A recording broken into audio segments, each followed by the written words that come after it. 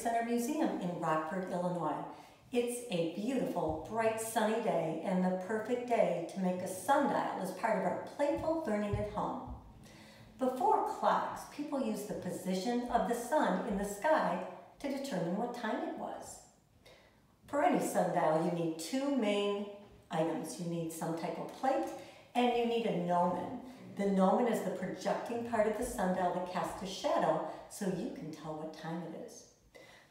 For our sundial, we are going to use 3 sheets of yellow construction paper, something round to trace a circle on, a pair of scissors, either a styrofoam or a paper plate, glue, a marker, and something that will serve as your gnomon.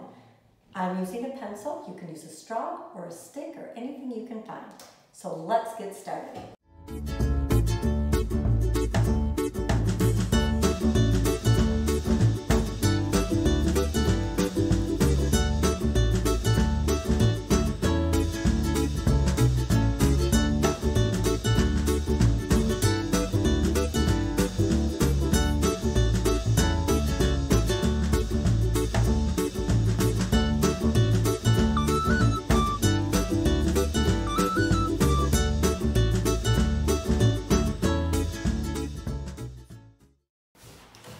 When you're done, have fun making a face for your sundial.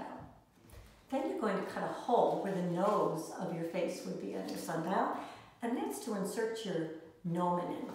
You're going to put the gnomon through the nose hole and then through a hole in your plate.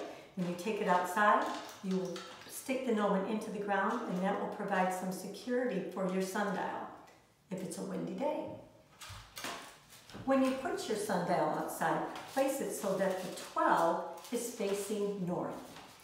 And then watch where the shadow is. Does the time on your sundial match the time on your clock?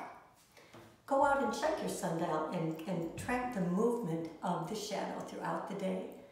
Have fun with it, and if you decide to make a sundial of your own, please share it with us. Take pictures and share it using #DiscoveryCenterScience. Thanks for playing.